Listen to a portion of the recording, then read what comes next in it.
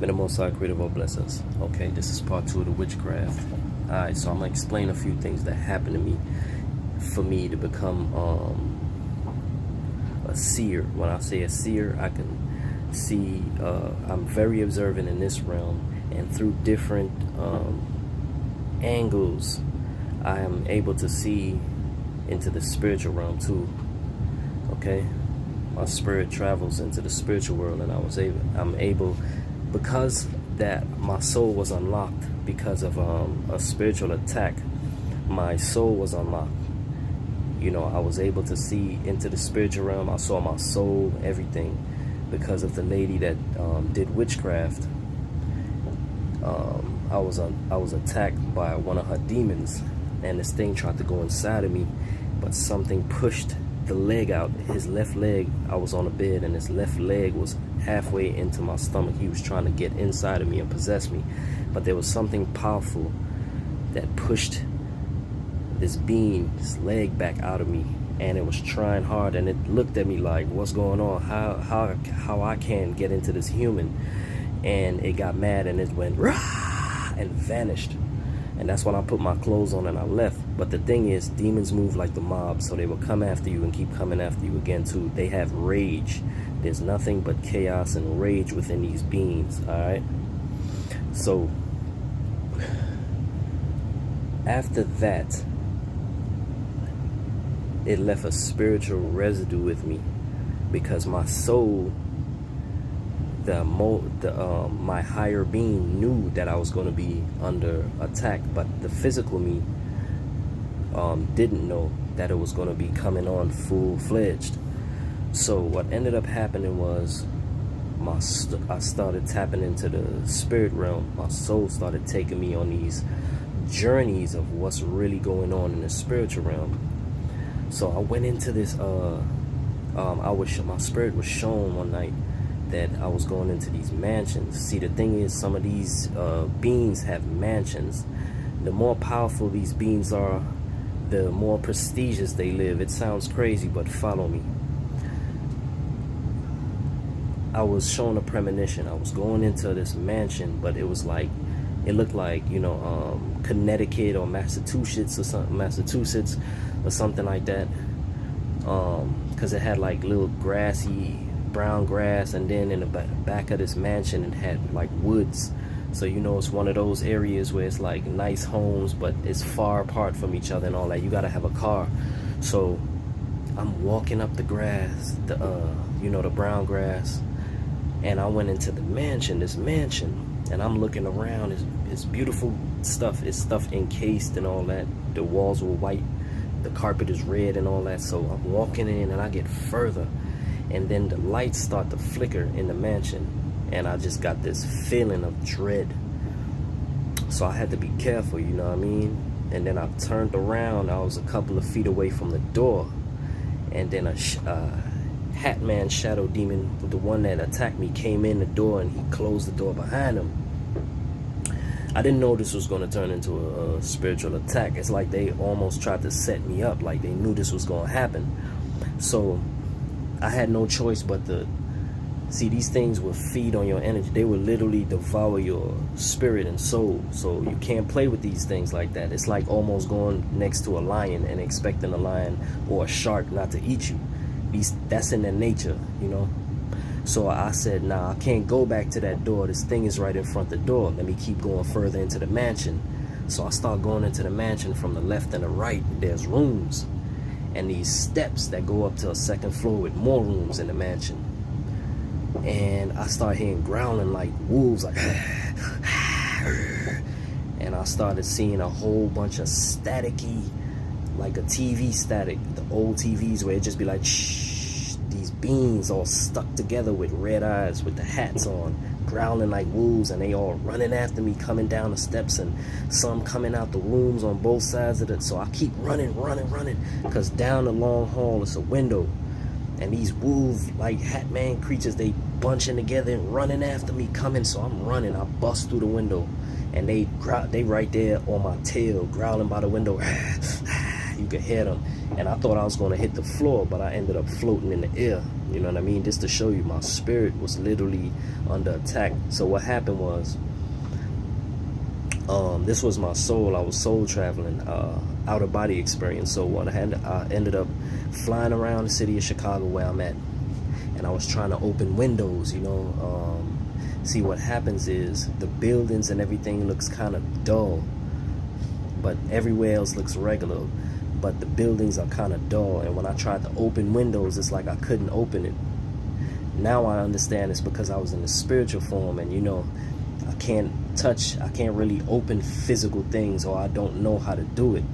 I can only go through things that's on windows and things like that. It has to already be open, or in the spirit world you wouldn't be able to open the windows up. So I don't know if it was a spiritual barrier or something. It's laws, different type of laws in the spiritual world. So I ended up being gravitated, like a spirit pulled me in a direction. I wasn't able to fly at will anymore, and I landed in an area where it's like concrete blocks in a road. And I ended up being a little child, like a little black kid. So I was walking around, and I had friends. I had like 3 other friends. It must have been like angelic beings or something, but they were nice, and they were like showing me around the area because I was like unfamiliar. And it was a guy, it was a priest, and he had on glasses, and he had on the Catholic priest suit with the white thing that stuck, the white thing, the collar, and he had on all black, and he was walking around a little town with the Bible, and he was just looking at me, you know what I mean? Because he looked at me, maybe it's because I was new in town or whatever, but I was running around with the kids, and all of a sudden they had a mass,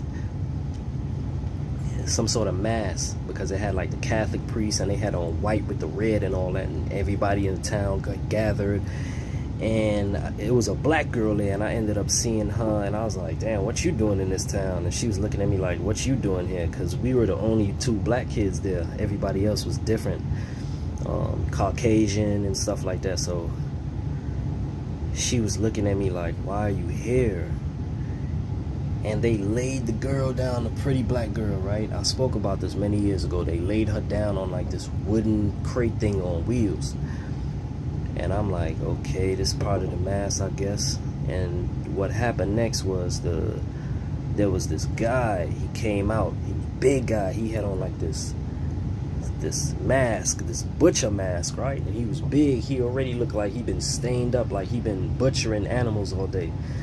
And he had these tools wrapped up in this cloth, and he just rolled it across this table, like, and it ended up being like these weapons and shit. So it was like these jagged edge blade he picked up. It was like a long broken blade, like it was already used. And he was looking at it, and I'm like, yo, hold up, what's going on with this? She was just, and they tied her down to the wooden crate on wheels. So I'm like, yo, what the fuck? Like, what's happening? Like, you know, like I'm looking at the kids looking at me like they were literally showing me what happened. Hold on, kid, there. So, thank you. Go give it to Kelsey.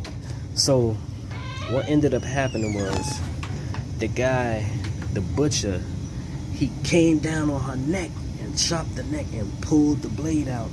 And when her neck jerked, and she was just staring at me. Blood splattered on me and all that, and everybody. I was like, yo, what's this? What the fuck is this? And I started bagging up. And she was just staring at me, and he did it again. Hacked her again and pulled it out. And by that time, I was gonna sit there. I was gonna go sit down, have a seat. And then he did it again, and have a seat.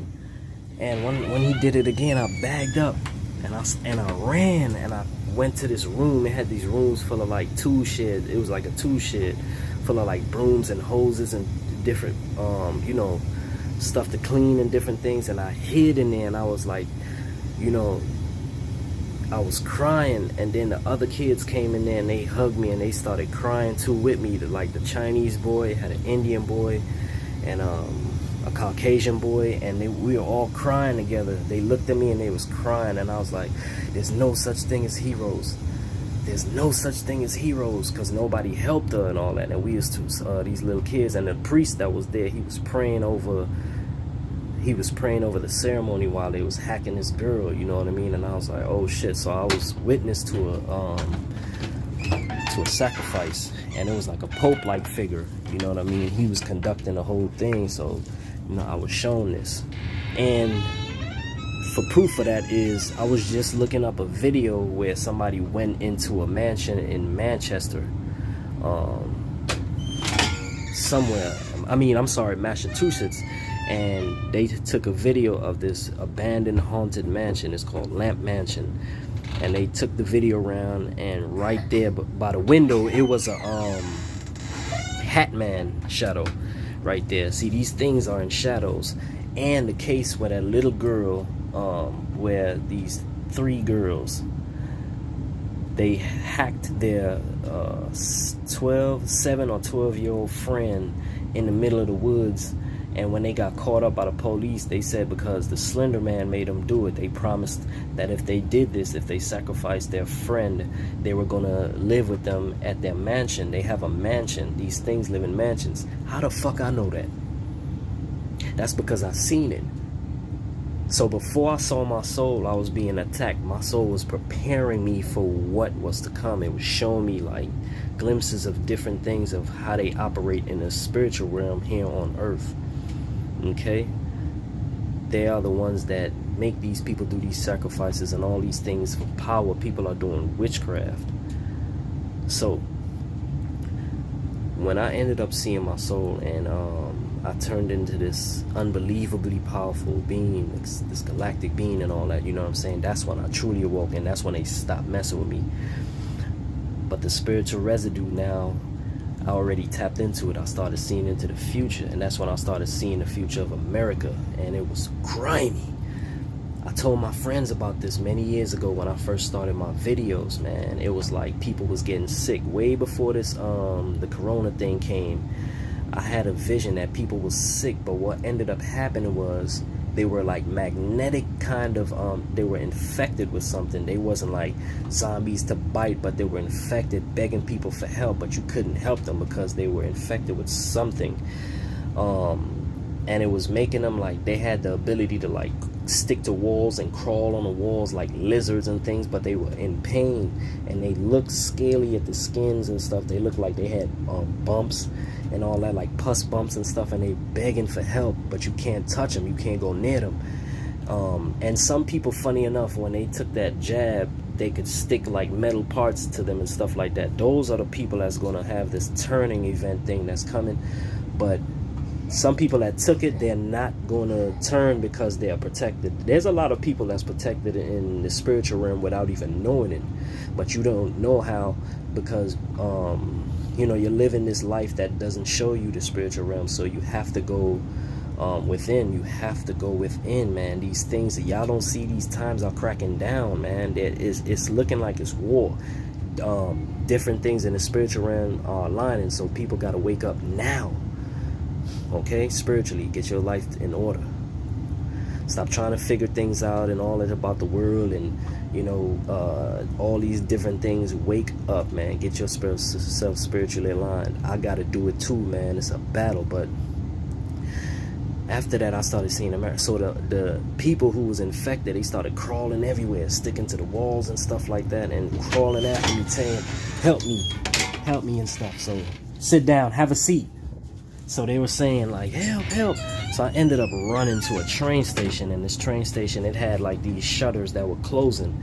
And I was running to the shutter because it was many of them. They were just begging me for help. And I was running. But the shutter closed before I could make it. But it had like this plastic window that I could bust through. You know what I mean? The spirit was showing me like, nah, you gonna make it through there, because we're showing you what's to come in America. So I ended up going through the plastic it was a metal shutter, but it had a plastic window for me to go through. So I went through it and it shut. It was like, it was no more there. And the people were banging on their help. So it was 3 trains leaving from Chicago. And to my amazement, it was like people getting off like it was a regular stop or something. I'm like, y'all don't see what's going on out here? So 2 trains left. It was 1 more, And I ended up seeing one of my childhood friends come off the train, and he had like bumps on his face and all that. He was like, "What's up, Keon? What's going on?" He tried to make me stay. And I was like, "Nah, man. Matter of fact," I'm like, "Why your ears look like that? Why you look like you infected with something?" He's like, "I'm alright, I'm alright." I was like, "Nah, you not alright, man. There's something going on with you." And he started smiling and he walked away. So I hopped on the train, and it was soldiers, right? It was soldiers, all black with the helmets and all that, and they had guns and everything. And it was people on there coughing, and they were sick. You could see the sweat on their face. They looked like they were pale skin and all that, sweating through their shirts and all that. People with their families and all that. And it was regular people that weren't showing those symptoms, right? So I was looking around like, why they got us all mixed up on a train if we trying to get away from the infected? So I moved over to the soldiers. It was different groups of soldiers on different carts. So I went over to the soldiers hanging out together. It was like 5 of them, and they laughing and chilling. So I went over to them. One of them pushed me. He was like, "Get back with the civilians."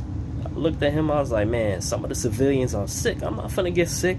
And he pushed me again. He was like, "Get back with the civilians." So I'm like, "Man, don't be pushing on me. I'm not going over there and being sick. Why y'all got the sick mixed with the regular people for you? Where we going?" You know what I'm saying? I started getting like, "Yo, what's up? What's happening with this?" So when the soldier grabbed me again, man, I smacked him like, bah! Like, you know what I mean? I'm not no fool. I could see some things going on. And by then, the train started moving slow towards the destination, like real slow. So when I smacked the helmet off, I looked at him, and they had, the guy had red, it was a Caucasian guy, he had red rings around both his eyes. Like, it was like red, but it was like freckly, kind of, almost like he was something different. And he opened his mouth, and he had like these tiny, jagged, sharp teeth. Like, they looked like they were like, they looked like they were some sort of shark man or something. I was like, what the fuck? Then they started taking off the helmets, and they were showing themselves look like these little shark man creatures, like they were made in a lab or something. And I started looking around at them, and I grabbed him like, nah, because now that I see this, y'all gonna try to kill me. So I grabbed the one that I got into it with, and I put the automatic rifle to his head. And I looked around, and they were aiming at me. They were trying to blow me down. So I had the gun to his head and stuff like that, because I know how to do a little martial arts, and I'm a warrior. I'm not stupid. So if I see he's looking crazy, man, I'm gonna react first. I'm just let you know that now. So I put the gun to his head, and I started bagging up by the train door, and I pushed him, and I jumped off the train. They tried to shoot me down. Yeah, baby. Yeah, hold on, I got you. And I was able to get off the train, and it was looking around at Chicago. Chicago looked like it had just been destroyed, like chaos, all chaos happening. Cars were left on and everything.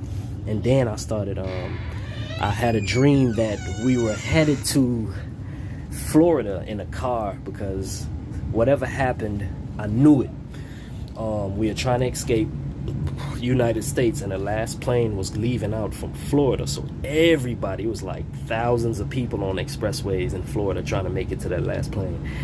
And when I got there with my family, the gates were closing, but I was able to send my family through. Something happened with my passport where I had to get something verified, and I was stuck here. But my family, we seen the last plane fly over our heads while the majority of people were waiting, but the gates closed on us. And the army dude was like, "Man, I'm sorry, this is the last plane. The airport is now closed. No more planes flying out of America." And people were screaming like, "No!"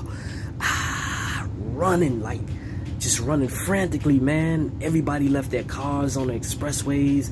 Everybody left their cars, and they was just running in different directions and all that. And I was walking, like, I knew this shit was gonna happen. I said it just like that. Like, I knew this shit was gonna happen. Like, you know how you knew something was gonna happen, but everybody downplayed it because the sheep will just go back to being asleep, and then you'd be like, all right, maybe if I'm cool, a couple years have passed by and everything will go back to normal. No need to panic. But it came, and I was like, fuck. I was mad at myself, because it was like, I was glad my family made it out, you know what I'm saying, my kids and my girl and all that.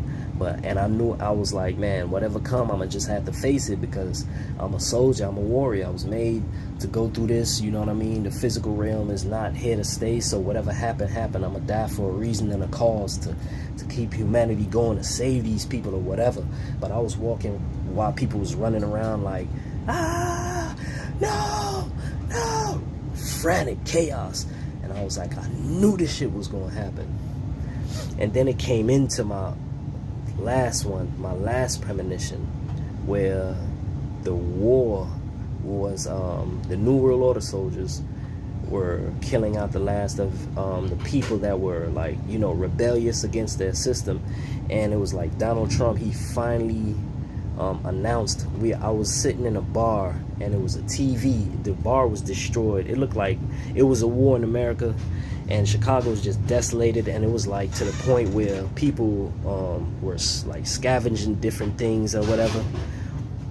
The world became, and it started looking like Mad Max. And what ended up happening was, I was chilling in a bar, and I was hitting some Hennessy. And when I hit the Hennessy, Donald Trump was on the screen, the TV screen. So we all looked up, and he had a stack of papers. He hit the papers on the desk, and he was like, it's time for the New World Order. As soon as he said that, a blast came through the door, through the wall, the little broken walls of the bar and all that. And it ended up being these New World Order soldiers in all black, you know, with the red eyes thing, the helmets, the same ones with the shark face, but they had their helmets on. And they were like killing everybody. The tanks were hitting people and all that. I'm seeing this. It was like an open area of land and all that. People were getting killed. So I'm hiding behind broken pieces of cars and stuff like that, trying to move around. And it was a big, huge mountain in the earth, like, and I looked around, right? And you ever seen Prometheus, when the guy in the beginning, the engineer, was drinking the poison to kill himself, and he looked up, but it was a huge disc ship, and it turned on its axis and it went through the clouds. It was one of those huge ships, exactly like that. It was further in the distance, and it was moving around the ground, and it was shooting these laser beams. They had these 2 laser guns on the side. It turned, it wasn't like a disc like this, it turned like this, and it was flying, shooting the ground. And every time it shot the ground, the whole ground would wobble and people would fall, because it was huge like that. A loud trumpet blew by the mountain, like this crater in the ground, like, so everybody looked up, even the New World Order soldiers. And lo and behold, man, it had these reptilians riding beasts, armies of them, and they jumped off the mountain on these beasts and jumped down. Some jumped down on the soldiers, regular people, and they started killing everybody. New World Order soldiers, humans. They had like this technology where it was like these staffs with like these spears with like an electrical tip or something, and they were stabbing through people, lifting them up and all that. The beast they would ride on would crush people and eat them and all that. So I'm running away from all that, right? They had a dig out on the side of the mountain where they were marching down and all that too. Some were jumping off the top on their beasts, and some were like marching down. So I'm in the cut waiting, looking at all this chaos and war. And then when the last of them came down from the dig out in the mountain, this crater thing, see, that's why I think the reptiles, they've been here. It's like they've been in the earth though, and they've been preparing. So I went up the dig, and I went to the top, and it was another army of them waiting, you know what I mean? But in front of them was like 4 of them. You could tell that was the leaders, and it was one of them in the middle. He was like the prince of the reptilians, you could tell. And he looked scaly, like the green scale skin crocodile, and it was like and his teeth was just short and jagged, and he was smiling, proud looking being. And he had on this all white sash on his beast, and he had on this dress, this like white smooth thing, and it had a blue sash wrapped around it, like this blue linen cloth thing of royalty, you could tell. And it was connected by this golden, he had a golden big old circular disc thing right here on his chest, that was connecting the blue sash that's wrapped around him in the all white linen. and you could tell it was like some sort of designs. It looked like it was a map, like a galactic map or something golden, and it had like these designs and lines and stuff. And you know, I did research on it, and it looked like it was like a star map, like an ancient star map, but it was like a monument of his that was pinned to his chest or something with the sash and all that, and he was just there. You could tell he was the leader of them things, like the prince. And it sound weird, man, but a lot of this stuff, man, is gonna come. America gonna get crazy, and I'm telling you, it's a lot of stuff that I've been shown because of this thing, man. They left that spiritual residue on me, and man, get yourself in order, y'all. May the Most High Creator bless us.